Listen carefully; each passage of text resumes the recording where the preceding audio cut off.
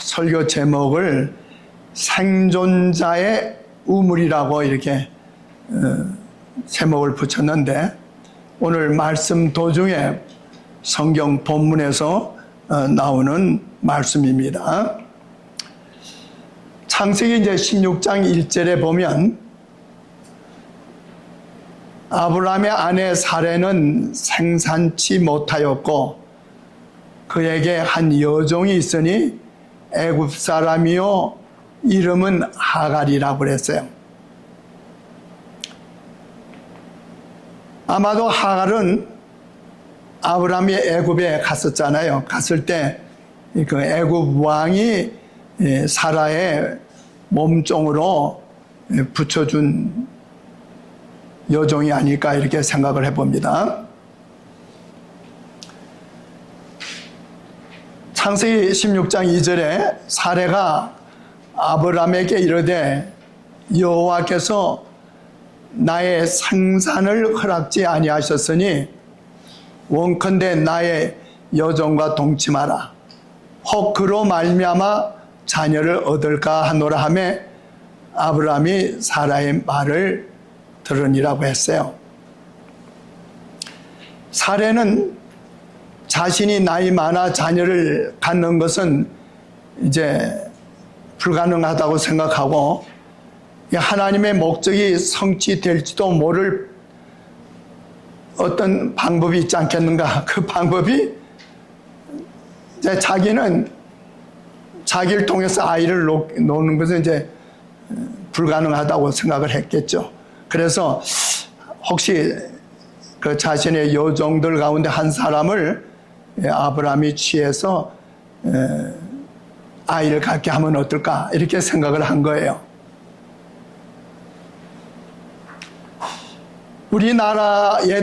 우리나라에서도 그렇게 했죠. 그런 일들을 했지만은 이 아브라함 당시에 이 메소포타미아의 법전은 아이를 낳지 못하는 아내가 그 여종 중에 하나를 남편에게 주어 그를 통해 아이를 얻는 것을 인정했고요. 법적으로. 그렇게 출생한 아이의 권리를 아주 확고하게 보장했어요. 확실하게 그 모든 권리를 인정했습니다.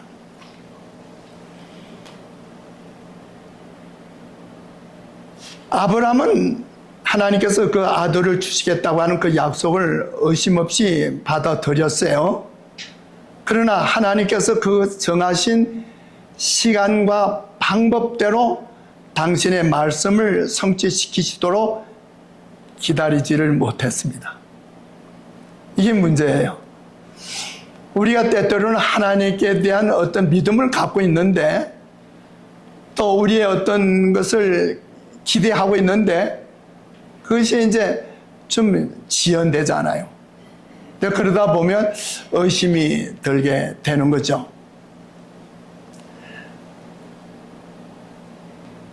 하나님의 능력에 대한 이 아브라함의 믿음, 아브라함뿐만 아니라 사레도 마찬가지입니다. 그들의 믿음을 시험하기 위해 지체되는 일을 하나님께서 섭리로 허락하셨으나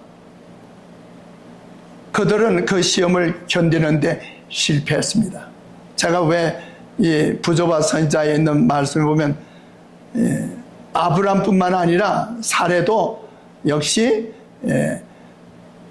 하나님께 대한 그 신뢰를 잊어버렸다고 그랬어요. 그래서 제가 말을 합니다. 아브라함은 이 사레의 경솔한 제안을 따름으로 아담의 전체를 밟았어요. 두 경우 모두 그 결과는 고통과 절망이었고 기대했던 축복은 저주로 변했죠. 신성한 혼인으로 만들어진 가정들이 이 마음의 고통과 질투와 격렬한 다툼으로 방해를 받게 됩니다. 아브라함의 가정도 예외는 아니었고 그렇게 조화를 이루며 살던 이 가정에 드디어 불화가 일어나게 된 것입니다. 일부 다처는 아주 널리 그 당시에 아주 보편화되어 있기 때문에 그것을 죄라고 생각지 않게 되어 사람들은 아주 그냥 보통 일로 생각을 했던 거예요. 그러나 하나님께서 원래 주신 하나님의 율법에 대해서는 분명한 위반이죠. 하나님께서 아담에게는 한 여인 하와를 주신 거죠. 그건 분명히 일부 다처죄가 아니죠. 그래서 이런 하나님의 창조의 원리를, 하나님의 율법을 위반했을 때 이 가족 관계의 신성성과 평화는 깨지고 맙니다. 창세기 16장 4절 5절에 보니까 다 같이 읽어봅시다. 시작. 하갈이 잉태함에 그가 자기의 잉태함을 깨닫고 그 여주인을 멸시한지라. 사레가 아브라함에게 이르되 나의 받는 욕은 당신이 받아야 옳도다. 그가 자기의 잉태함을 깨닫고 나를 멸시하나이다. 이제 드디어 하갈이 임신을 하게 됐어요. 그런데 그리 임신하게 되니까 이 애굽의 여종인 하갈이 자기의 여주인을 아주 멸시해요. 그런데 하갈이 잉태했는데 남자아이를 잉태했어요? 여자아이 잉태했어요? 예? 요새 같으면 이게 다 체크해 볼 수 있죠. 그래서 남자인지 여자인지는 알 수 있을는지 모르지만 그 당시에는 남자인지 여자인지 모르는 거예요. 만약 임신을 했더라도 여자인이라면 뭐예요? 소용이 없던 거예요. 소용이 없는 거예요. 또 이 사례도 보세요. 누구의 권유로 아브라함이 하갈을 취했죠? 예? 사례가 그냥 여보 당신이 좀 저 여종하고 관계해서 좀 씨를 얻어요. 그러는 거죠. 맞아요? 하갈과 결혼한 것은 사례의 열렬한 간청에 의한 것이었다. 이제 부조와 선자는 그렇게 나와요. 아주 열렬하게 간청을 한 거예요. 아주 한두 번 얘기해가지고 아브라함이 응해지는 않았던가 봐요. 예? 열렬한 간청에 의한 것이었으나 사례는 이제 잘못한 사람을 누구에게 탓을 해요? 예? 이제 하갈이 아주 막 멸시하니까 여보 당신이 왜 저렇게 사례 하갈이 저렇게 하도록 놔두냐. 사례는 그의 경쟁자를 쫓아내기를 바랬고 아브라함은 이 일을 허락하기를 처음에는 거절했어요. 하갈은 아브라함의 아내라는 새로운 지위를 얻은 영광에 우쭐하게 되고 그의 후손으로 이루어질 큰 민족의 어미가 되리라는 것을 믿고 교만해져서 자신의 여주인을 멸시하게 된 거예요. 오랫동안 사례를 충실하게 섬겨온 결과 이 아브라함의 아내가 될 적임자로 여겨진 그 여종이 지금까지 그가 존경했던 그 여주인을 대해서 멸시하기 시작했던 거예요. 서로의 질투는 한때 행복했던 이 가정의 평화를 어지럽혔어요. 양쪽의 불평을 듣게 된 아브라함은 조화를 회복하려고 노력했으나 헛수고였습니다. 왜냐하면 하갈은 그가 열망한 대로 약속의 아들인 자신의 아들의 의미가 되어야 하였기 때문이었습니다.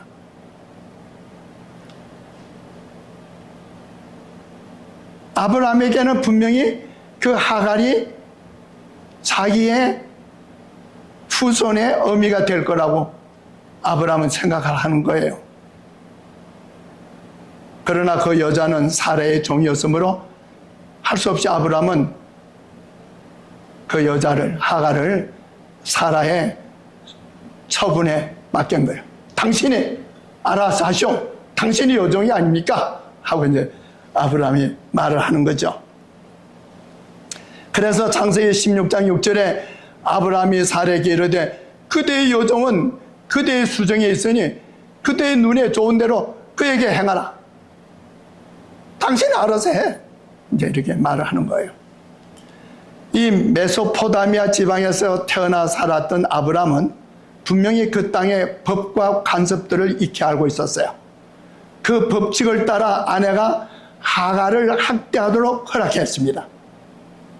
아브라함은 불안한 가정의 화목을 회복하기 위해 자신의 감정을 억제했습니다.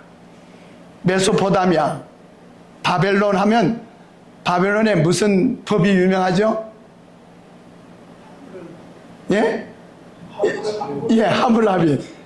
예, 고대, 예, 바벨론을 고대 바벨론, 신 바벨론 둘로 나눠서 역사는 기록되어 있어요. 그래서 이 고대 바벨론, 아브라함 시대 그때만 해도 고대 바벨론인데 그 고대 바벨론의 유명한 왕이 하물라비 왕이 있었어요. 그는 주전 1792년부터 1740년까지 왕으로서 통치하고 있었어요. 그 역사가 분명히 나오죠. 그리고 이 하물라비 법전이 발굴이 거기 지금 프랑스의 루블 박물관에 있어요. 그 하물라비 법전의 돌비가 프랑스의 루블 박물관에 있습니다. 여종이 그러한 방법으로 아이를 낳은 후에 우쭐하여 본 부인을 멸시하게 될 경우에는 어떻게 할 것인지에 대한 법규가 바로 이 하물라비 법전에 있어요. 볼까요? 하물라비 법전 146조에 보니까 만약에 여종이 자식을 낳았다는 이유로 그 여주인과 대등한 입장을 취하려 하면 여주인이 그를 팔 수는 없으나 노예 표시를 하여 다시 노예 중 하나로 간수할 수 있다. 아주 분명하죠? 고대 이 바벨로니아에서 이렇게 아주 명확하게 법규를 정했어요. 그러자 이제 사례가 좀 이 여자들도 화나면 겁나요, 그죠? 예? 남자보다도 어떨 때는 여자 화나는 게 더 겁날 수도 있어요. 그러니까 이제 이 사례가 누굴 학대하는 거예요? 하갈을 학대를 하는 거예요. 그러니까 6절에 보니까 사례가 하갈을 학대하였더니 하갈이 사례의 앞에서 도망하게 됐어요. 나와버린 거예요. 그러니까 임신한 채로 도망가는 거예요. 그런데 부조와 선자에 보니까 하갈의 그만한 정신은 그랬어요. 자신의 무례한 태도가 초래한 이 호된 비난을 참으려고 하지 않았다. 그러니까 하갈이 우쭐할 정도가 아니었어요. 그만한 정신을 가지고 아주 사례에게 아주 무리하게 태도를 취했다는 것이 우리 이제 예언의 신인 말씀을 통해서 더 분명하게 알게 되는 거예요. 7절에 보니까 여호와의 사자가 광야의 샘 곁 곧 술길 샘물 곁에서 그를 만나셨다. 이렇게 나오는 거예요. 자, 술길 샘물, 수루 광야라고도 하는데 이 술길 샘물은 어딘가? 이 길은 애굽으로 통하는 길이었으며 아마도 하갈은 어디 여자였다고 그랬어요? 애굽 여자니까 도망을 가되 어디로 도망가는 거예요? 자기 본국으로 도망가려고 하는 거예요. 애굽으로 도망가는 길에 이 사례의 학대를 피해 애굽으로 돌아가려고 해요. 자, 여기 지도를 한번 보세요. 지도. 지도에 보면 여기가 어디예요? 수르 광야예요. 그러니까 거의 애굽에 다 이르러요. 애굽까지 간 거예요. 거의 애굽까지 간 그 광야 수르길에서 이제 샘물 곁에서 이제 여호와의 사자라고 했죠. 여호와의 사자가 나타나신 거예요. 하갈이 광야로 가서 외롭게 한 샘물 곁에서 쉴 때 주의 천사가 인간의 모습으로 그녀에게 나타났다. 누가 나타났다고요? 누가요? 주의 천사. 누굴까? 여호와의 사자는 누구일까 하는 겁니다. 하나님의 사역을 위해 단순히 부림받은 천사, 일개 천사 있을까? 왜냐하면 구약에서 여호와의 사자는 일반적으로 하나님과 동일한 존재로서 경배의 대상이 되었어요. 다시 말하면 이제 창세기 16장 13절이나 사사기에 있는 말씀, 또 계시록의 이런 말씀들 다 보면 이 여호와의 사자에게 경배할 때 그 경배를 여호와의 사자는 받아요. 그런데 이 계시록에 보니까 천사가 요한에게 나타났을 때 요한이 그에게 절을 하니까, 경배하니까 뭐라 그러세요? 나한테 경배하지 말라. 나는 너와 같이 하나님의 종이니, 주의 종이니 그리하지 말라 그랬어요. 그러니까 경배는 오직 누구에게만 경배하라고 그랬죠? 예수님께서도 오직 하나. 왜냐하면 뭐라 그랬어요?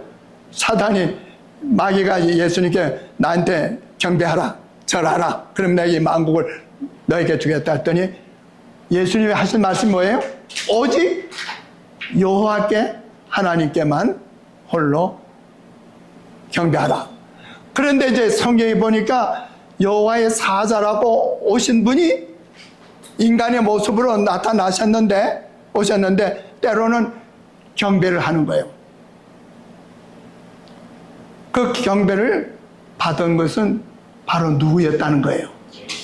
일개 천사가 아닌 거예요. 이해가 됩니까? 반면에 여호와의 사자가 성부 하나님 자신은 될 수가 없어요. 왜요?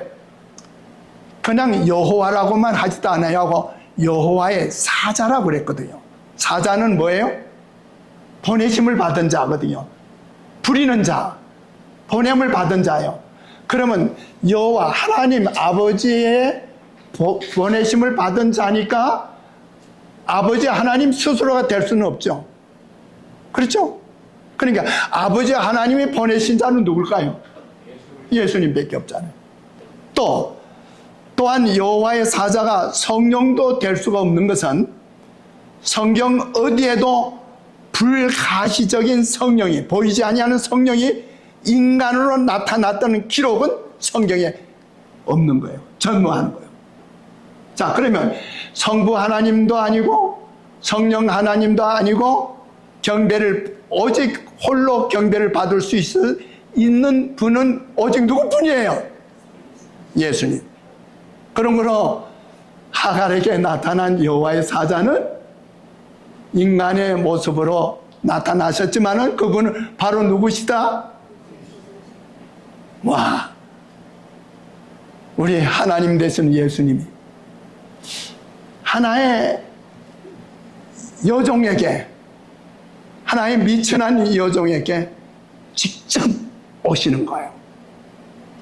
제가 다음 안식일에 또 제가 말씀을 준비하고 있는데 예수님께서 어디에서 또 어떤 여자를 만나셨죠? 수가의 우물가에서 누구를 만나요? 사마리아 여인을 만나요. 근데 그게 예언의 보면 유대인들은 그 길로 가지 않는데 예수님은 그 길로 일부러 가신 이유는 누구를 만나시려고? 사마리아의 여인을 만나시기 위해서 그 길을 가셨다는 거예요. 마찬가지로 예수님께서 바로 이 하갈을 만나러 오신 거예요. 여호와의 사자가 창세기 16장 7절, 9절, 10절에 언급되고 있는데 10절에서는 여호와의 사자가 또 그에게 이르되 내가 네 자손을 크게 번성하여 그 수가 많아 셀 수 없게 하리라. 어떻게 일개 천사가, 만약 일개 천사였다면 그런 말을 할 수 있을까요? 하갈에게 뭐라고 말해? 내가 네 자손으로 크게 번성하여 그 수가 많아 셀 수 없게 하리라. 이 말을 할 수 있는 분은 누구예요? 창조주밖에 안 계시죠. 아멘이세요? 그리고 13절에서는 하갈이 내가 어떻게 여기서 나를 감찰하시는 하나님을 펴는고 하고 이제 그가 이 샘물의 이름을 붙여요. 그러니까 분명히 하갈은 누구를 만난 걸로 알고 있어요? 누구? 천사를 만난 게 아니라 하나님을 만난 걸로 알고 있는 거예요. 그러면서 내가 어떻게 하나님을 만나고 내가 살 수 있었는가, 이렇게 하갈이 또 말을 해요. 창세기 16장 8절에 다 같이 읽읍시다. 시작. 사레의 여종 하갈아, 네가 어디서 왔으며 어디로 가느냐? 그가 가로되 나는 나의 여주인 사레를 피하여 도망하나이다. 자, 하갈에게 나타나신 분이 누구라고요? 예수님인데, 예수님이 하갈에게 뭐라고 그래? 네가 어디서 왔고 어디로 가느냐? 하나님이 아셔요, 모세를? 아셔요. 아담과 해와가 선악과 따먹고 에덴 동산 나무 숲에 숨었어요. 하나님이 아담아, 네가 어디 있느냐? 하나님이 모르셔요? 모르셔요? 아시잖아요. 아시면서 네가 어디 있느냐 묻는 거예요.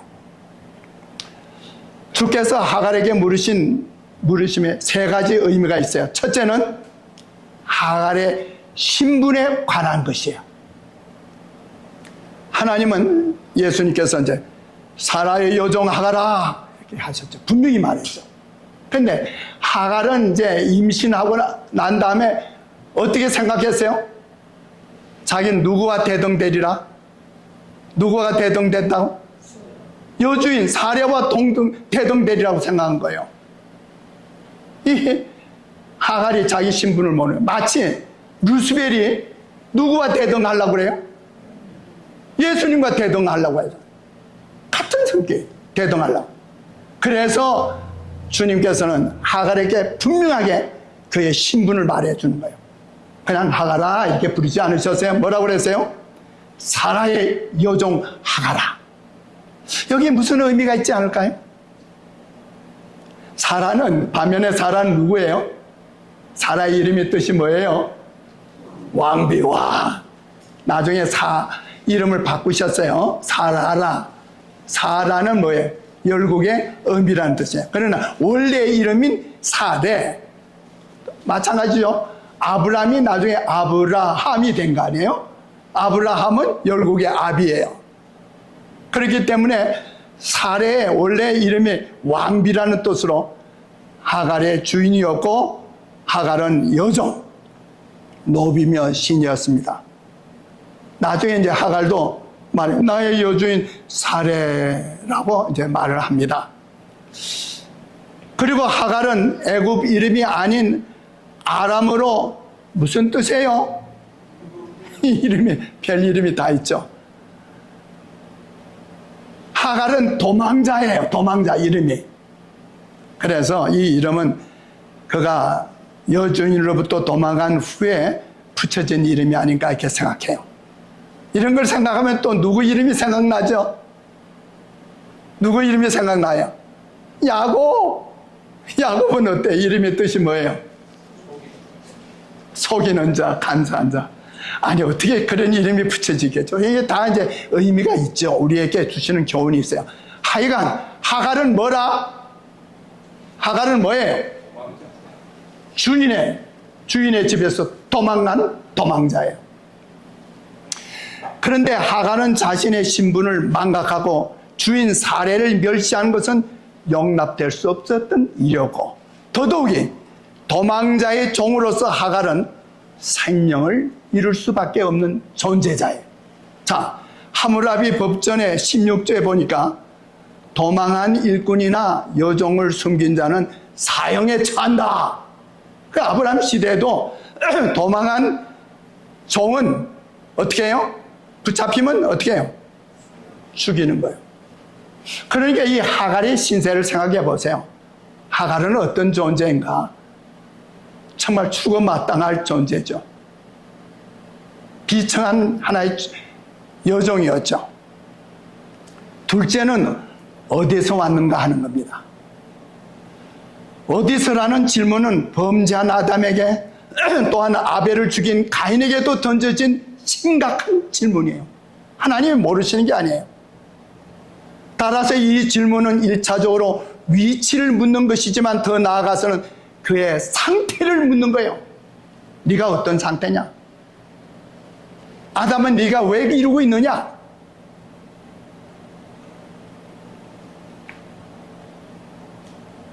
셋째로는 어디로 갈 것인가 하는 겁니다. 우리의 생에서 과거와 현재에 대한 바른 인식은 미래의 바른 선택으로 이어질 때 가치가 있는 것입니다. 오늘 우리가 가야 할 방향이 분명해질 때 내 현재의 삶의 의미가 주어지는 겁니다. 아멘 하시겠어요? 아멘. 내가 이 땅에 살다가 뭐 몇십 년 살다가 그냥 죽고 마는 그냥 그런 존재이냐? 아니면 내가 이제 우리 주님이 예비하신 하늘나라에서 영원한 생명을 누릴 존재인가? 아멘, 아멘. 우리 가야 할 목표가 분명해질 때 오늘 우리의 삶의 현재 삶이 어떠한 삶을 살아야 될 건가 하는 것이 분명해지는 거예요. 그래서 우리는 현재의 위치를 다시 한번 확인하고 어디로 가야 할지, 어떻게 살아야 할지 그 방향점을 생각해 보는 것이 참으로 중요한 것입니다. 우리는 하나님의 피조물이요 주님의 보혈로 구속받은 종으로서 주님의 말씀에 전적으로 순종하는 삶을 살아야 한다는 사실을 아멘 하시겠습니까? 창세기 16장 13절 다 같이 읽읍시다. 시작. 하갈이 자기에게 이르신 여호와의 이름을 감찰하시는 하나님이라 하였으니 이는 내가 어떻게 여기서 나를 감찰하시는 하나님을 배웠는고 함이라. 하갈은 그래도 아브라함의 가정에서 아브라함을 통해서 하나님께 대한 믿음을 배웠어요. 그죠? 그래서 드디어 자기에게 나타나신 분이 누구인 걸 알았어요. 하나님인 걸 아는 거예요. 아브라함에게도 하나님, 예수님이 나타나셨어요? 인간의 모습을 쓰시고 나타나셨던가요? 오셨잖아요. 세 천사가 왔을 때 한 천사가 바로 예수님이었어요. 그래서 이 하갈은 분명히 하나님은 하나님인데 어떤 하나님? 나를 감찰하신 하나님. 이게 중요해요. 여러분, 우리가 하나님에 대한 신앙, 하나님을 경외하지만은 하나님에 대한 대상을 어떻게 생각하고 있는가? 이제 어떤 분은 기도할 때 이러죠. 높고 높은 곳에 계시는 하나님이시여. 이렇게. 멀리 떨어져 있어 어딘가 가물가물한 어떤 곳에 계시는 하나님이세요? 그 다음에 있는 말씀이 필요하죠. 전지전능하신 하나님. 모든 걸 아시는데 하갈은 나를 감찰하시는 하나님. 여러분, 오늘 우리들의 생에 있어서 내 생에, 아니 내 모든 동기, 내 모든 생각을 누가 감찰하고 계셔요? 감찰하시는 주님이 계시다는 걸 우리가 깨닫는 건 참으로 중요해요. 그래서 14절에 보니까 그 샘을 뭐라고 불렀다고요?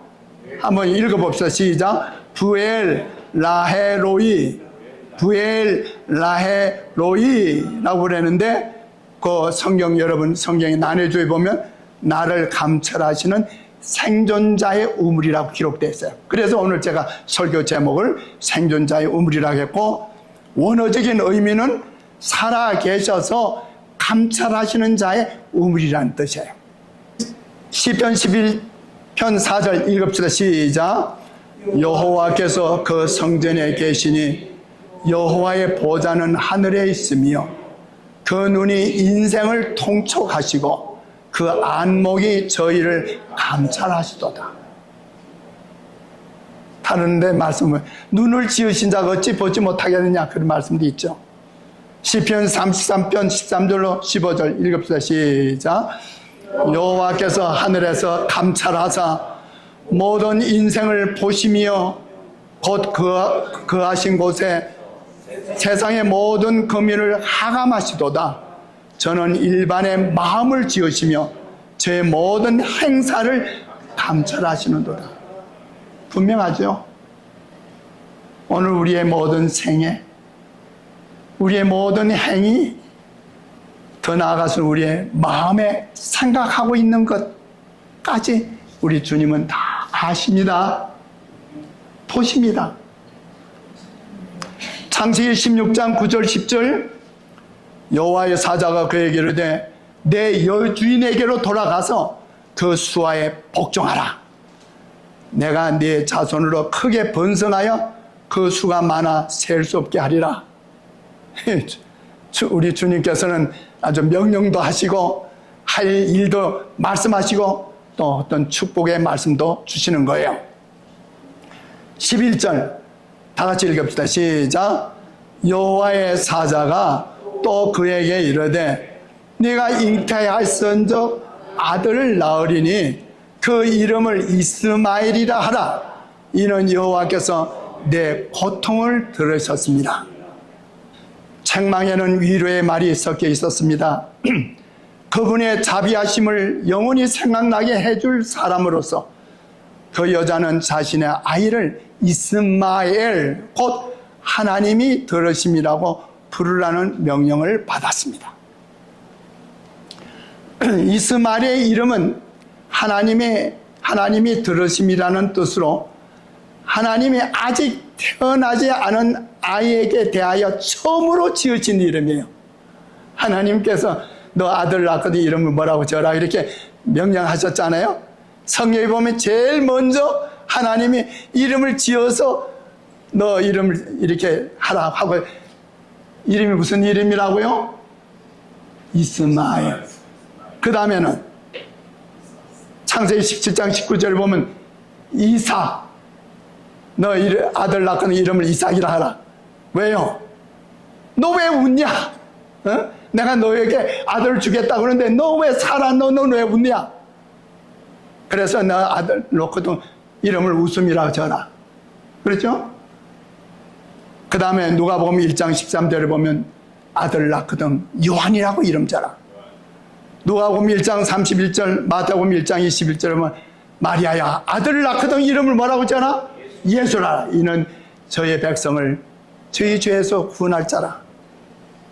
하나님이 들으심이라는 뜻을 가진 이 이스마엘은 하갈에게는 하나님의 자비로우신 중재를 생각나게 하고, 이스마엘에게는 하나님의 은혜로우신 섭리의 대상이 됨을 상기시키시는 이름이었어요. 이제 하갈이 아브라함에게 이스마엘을 낳을 때 아브라함이 몇 세였더라? 86세였더라. 아브라함은 이스마엘을 통하여 하나님의 은혜로운 목적이 성취될 것이라는 믿음에 집착하게 되었어요.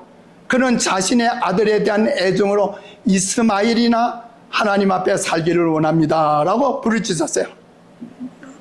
86세 이제 아들을 낳고 나니까 이제 하나님이 약속하신 아들을 얻었다 이렇게 생각한 거예요. 그런데 하나님께서 다시 또 말씀하시기를 네 아내가 아들 낳아주리라. 그러니까 뭐라고 그랬어요?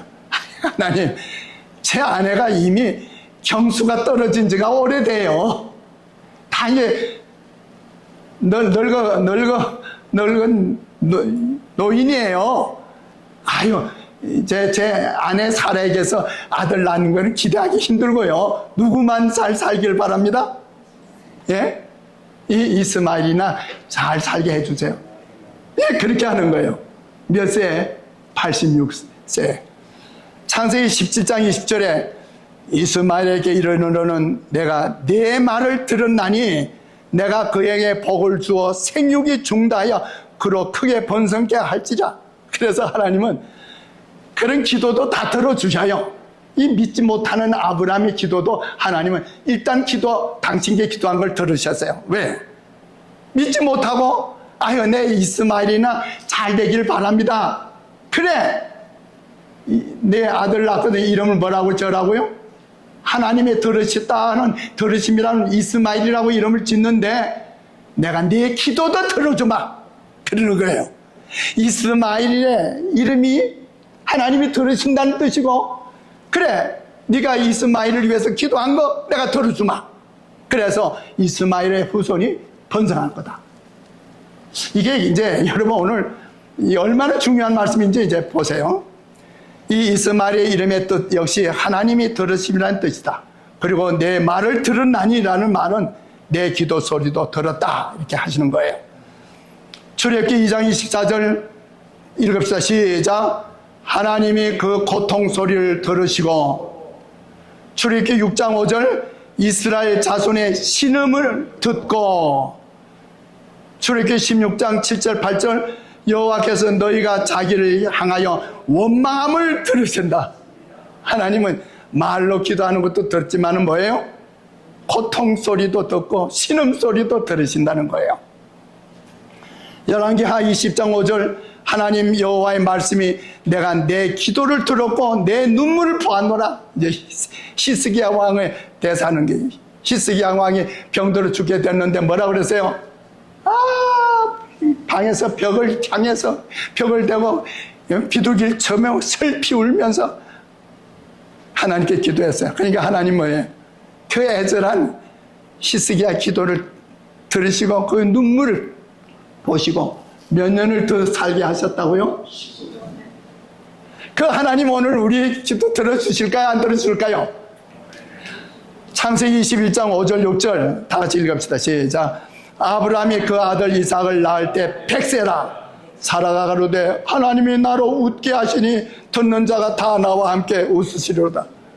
그러니까 할 수 없이 이삭을 웃음이라고 이름을 질 수밖에 없죠. 그런데 아브라함에게 아들에 대한 첫 번 약속이 주어진 이후로 정확히 25년이 지나서 이제 아들을 낳게 된 거예요. 그리고 아들의 약속을 다시 듣게 된 1년 전 사라가 픽 하고 이제 장막 뒤에 숨어서 픽 웃었을 때는 냉소와 의심의 웃음이었지만 이제 그녀는 기쁨으로 웃게 되었습니다. 아들 낳고 난 다음에 아이고 내 이 노인이 아들을 낳았다. 듣는 자가 다 뭐 할리라고 웃으리라고. 참 하나님 참 웃기는 일을 하시네 그 말이에요. 맞아요? 참 우리가 이 웃으면서 이런 설교도 할 수 있는 게 감사한 거예요. 예? 하나님은 우리에게 기쁨과 웃음을 주시는 분이에요. 아브라함의 나이에 대해서는 전 생애를 통해 5번 나타나요. 하란을 떠날 때, 가나안에 이를 때 75세, 이스마엘을 낳을 때 86세, 하나님의 최종 언약이 주어진 때가 99세, 이삭이 출생할 때 100세, 아브라함이 죽을 때 몇 세? 175세. 창세기 21장 8절 9절 이삭의 젖을 떼는 날에 아브라함이 대연을 배설하였더라. 큰 잔치를 베풀었어요. 사라가 먼저 아브라함의 아들 애굽 여인 하갈의 소생이 이삭을 뭐 하는지라? 희롱하는지라. 히브리인의 어머니는 3년 동안 자녀에게 젖을 먹여요. 그리고 이스마엘이 출생할 때 아브라함 86세였고 이삭이 출생할 때 아브라함은 100세였다면 이삭이 젖을 떼는 날에 이스마엘은 몇 살? 17세예요. 17세. 청년이죠? 이제 이 나이가 중요한 거예요. 이스마엘은 항상 자신을 아브라함의 장자요 상속자로 생각해 왔음이 틀림없죠. 하지만 이삭의 탄생과 젖됨을 축하하는 그 잔치로 인해 사라의 아들이 자신을 대신하게 될 것이라는 것이 분명해지자 그에게 뭐가 일어났을까요? 질투심이 일어나.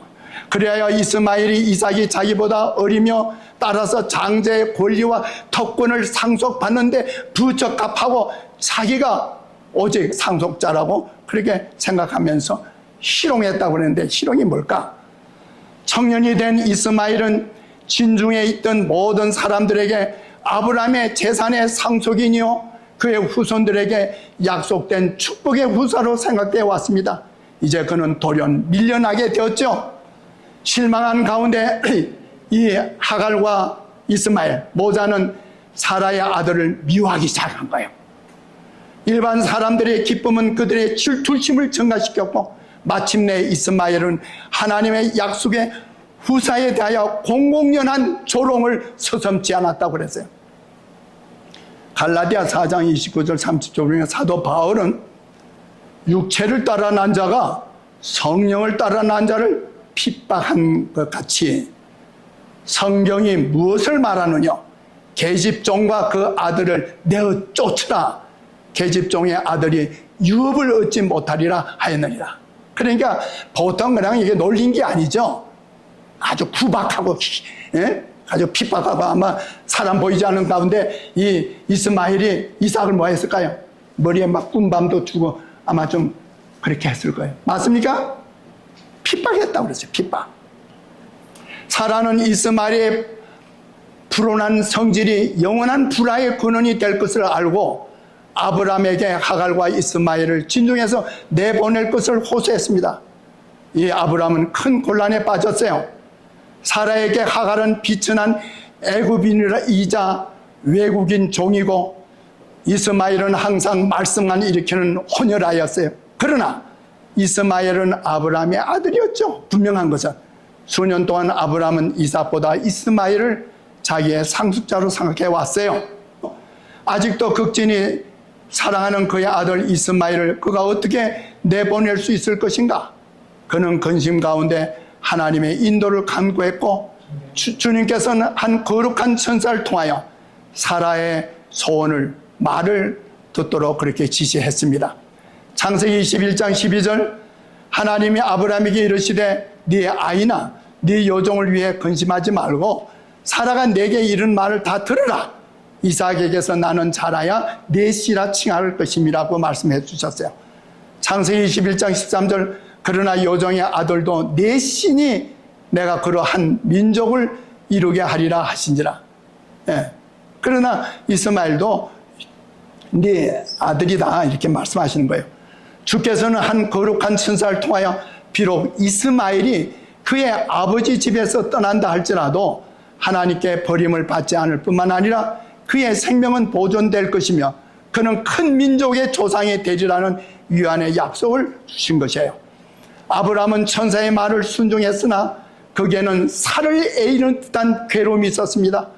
그가 하갈과 자신의 아들을 내보낼 때 아버지로서의 그의 마음은 말할 수 없는 슬픔에 짓눌렸어요.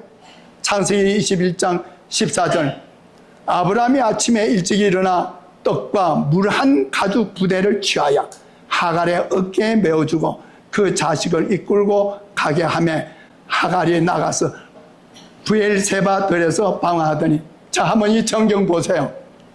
자, 하갈이 어떻게 그 집에서 이제 나가게 됐어요? 아브라함이 하갈에게 뭘와? 떡, 얼마큼 먹을 수 있는 떡과 그다음 물 한 푸대. 옛날에는 그 양 같은 거, 어린 양 같은 거, 그 가죽에다가 이제 물 푸대를 만들었잖아요. 그걸 해서 어디 마차에 실려서 당나귀에 실어서 한번 생각해 보세요. 하갈의 어깨에 메어져. 물론 일부는 17살 난 그 이스마엘에게도 했겠지만 하여간 이 모자가 떡과 물을 어깨에 뭐하고 한번 이게 뭐 1갈론이 될지 2갈론이 될는지 모르지만 그 한번 생각해 보세요. 그걸 메고서 아브라함 집에서 떠나는 거예요. 참 처참하죠? 이 광경이 처절하지 않아요? 여기에서 하갈과 이스마엘의 운명이 극도로 가혹하게 보이겠지만 이는 그들의 태도로 인해 불가피하게 빚어진 일이었어요. 만약 자신들의 신분에 맞게 예의 있게 행동했더라면 아마도 이스마엘이 성인이 될 때까지 아브라함의 수하에 머무를 수 있었을 거예요. 자, 임신해서 도망갔다가 돌아와서 몇 년 동안을 지금 아브라함 밑에서 살고 있어요? 17년. 그러니까 몇 년 더 살 수 있지 않아요? 더 있었으면 이삭에게 뭐 하고요? 결혼식을 하게 돼서 이삭을 낳을 때 대연을 한 것처럼 이삭 결혼식에 아주 큰 잔치를 베풀 거예요. 맞아요, 안 맞아요? 그렇게 해서 그 다음에 분깃을 주고 내보냈을 건데, 그런 후에 이스마엘은 축복의 큰 잔치를 베푼 가운데 결혼하여 아버지의 부를 나눠 받아가지고 떠날 수 있었을 것이다.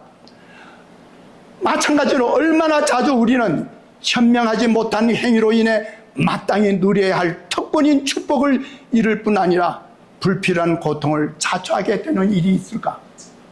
그렇습니까? 안 그렇습니까? 자, 창세기 21장 14절, 하갈이 나가서 어디에서? 부엘세바 들에서 방황하더니, 이제 지도 다시 봅시다. 처음에 도망갈 때는 어디까지 갔어요? 거의 애국까지 가서 술광야까지 도망갔죠. 그런데 이번에 나올 때는 어디에서 방황했어요? 부엘세바에서 방황했어요. 이 부엘세바는 이스라엘 지경의 맨 남단 지역을 말하는 거예요. 이제 아들과 같이 이제 갈 때는 어디에서 멀리 가지도 않고 어디에서? 부엘세바에서 방황하고 있었어요. 이 부엘세바라는 이름의 뜻은 맹세 우물로서 아브라함이 판 우물에서 그랄 왕 아비멜렉과 맹세를 했어요. 여기에 하나님께서 하갈에게 처음에 나타나셨고 이삭, 야곱, 엘리야에게 나타나신 것이에요. 창세기 21장 15절 16절, 가족 부대에 물이 다한지라 그 자식을 떨기나무 아래 두며 가로되 자식의 죽는 것을 참아보지 못하겠다 하고 살 한 바탕쯤 가서 마주 앉아 바라보며 방성대고 가니, 이 상을 보세요. 이 방황하다가 어떻게 했을까요? 물이 다 됐고 이제 이 뜨거운 햇빛을 받으며 광야에 들어서 이스마엘이 아마 일사병이나 열사병이 걸려서 죽게 된 거예요. 허덕거리고 이제 막 숨이 꼭 넘어갈 정도로 그러고 있으니까 어떻게 해요? 이 하갈이 이스마엘을 어떻게 해요? 그 한 숲을 나무 밑에다 그걸 놓고서 어떻게 해요? 살 한 바탕이란 게 무슨 말이에요? 예, 여기 살 한 바탕은 화살이 날아가는 거리만큼 약 200m나 300m 떨어져서 마주 앉아 방성대고 가니 자식이 죽어가고 있는 것을 보면서도 어찌할 방도가 없이 다만 통곡할 수밖에 없는 이 애절한 상태를 우리는 보게 됩니다. 부엘세바라는 이름의 뜻이 맹세 우물이면서 거기에 또 다른 이름이 붙는데 일곱의 우물이라는 뜻이 있어요. 아브라함이 7 암양 새끼를 맹세 정보로 아비멜렉에게 준 것이 그 7이라는 단어가 세바예요. 히브리어로. 근데 그 맹세도 히브리어로 사바예요. 비슷한 글자예요. 그러니까 아마 이걸 갖다 7 우물이라 그래서 어떤 학자는 말하기를 그곳에 물이 많이 나는 곳인가 보다 이렇게 생각하죠. 그렇지 않아요. 왜냐하면 처음으로 아브라함이 그곳에 부엘세바에서 우물을 팠거든요. 그 후에 우물을 파고 그걸로 인해서 아비멜렉과 맹약을 하고 서로 화친 조약을 맺은 거예요. 그러니까 이 하갈이 거기에서 방황할 때는 우물이 있었어요? 없었어요? 없었어요. 창세기 21장 17절 읽읍시다. 시작. 하나님이 그 아이의 소리를 들으심으로 하나님의 사자가 하늘에서부터 하갈을 불러 가라사대라. 하갈아 무슨 일이냐? 두려워 말라. 하나님이 저기 있는 아이의 소리를 들으셨나니. 여러분, 여기에 언급되는 소리라는 히브리의 단어가 천둥 치는 소리, 잎사귀가 바스락거리는 소리, 양의 울음소리, 나팔 부는 소리, 여기에 다 사용된 단어예요. 반면에 기도하는 소리, 절망 중에 신음한 소리, 신음하는 소리, 때로는 그친 호흡 소리도 같은 단어예요. 하나님께서 하갈이 그냥 큰 소리로 막 통곡하는 소리를 들으셨다고 그래요. 이 죽어가는 이스마엘의 신음소리를 들으신 거예요. 하나님이 무슨 소리를 들으신 거예요? 오늘 알던 일반 교회에서는 어떻게 해요? 통성 기도를 하면 큰 소리로 기도를 해야 하나님이 들으시는 줄 알아요. 맞아요? 하나님은 하갈의 대성 통곡의 소리를 듣지 아니하시고 무슨 소리를 들으셨다? 죽어가는 고통하고 있는 그 이스마엘의 거친 호흡 소리를 들으신 거예요. 아멘이세요? 여러분, 나를 감찰하시는 하나님 어떤 하나님이신가? 내가 큰 소리를 기도하는 그 기도를 듣는 하나님이신가? 아니면 내가 속으로 정말 하나님께 고통하고 하나님께 아뢰는 내 신음소리를 들으실까? 오늘도 여전히 살아 역사하시면서 고통 가운데서 자비와 은총을 바라는 당신의 백성들의 기도와 신음소리를 들으시고 용기와 희망의 음성을 들려주십니다. 하나님은 오늘도 좌절 가운데서 시리에 빠져 하나님의 은총만을 바라는 자들을 찾아오시고 위로하십니다.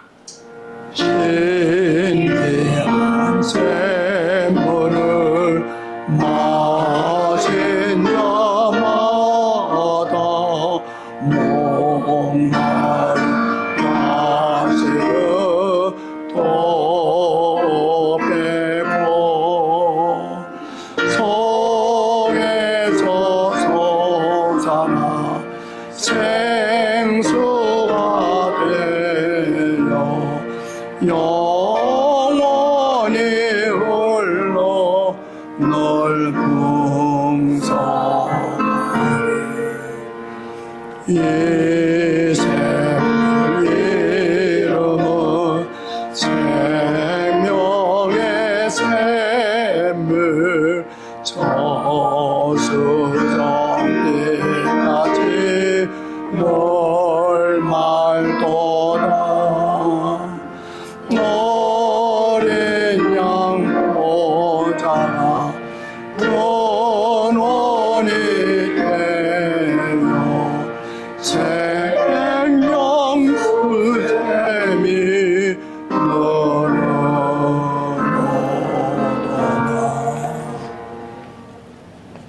이제는 우리 아버지 하나님의 그 크신 사랑과 우리 주 예수님의 그 크신 은혜와 성령의 감동과 교통하심이 우리의 기도를 들어주시고 우리의 신음소리를 들어주시는 아버지 하나님께 기도하는 주의 성도들에게 길이 함께해 주시옵기를 예수님의 이름으로 감사 기도하옵나이다. 아멘.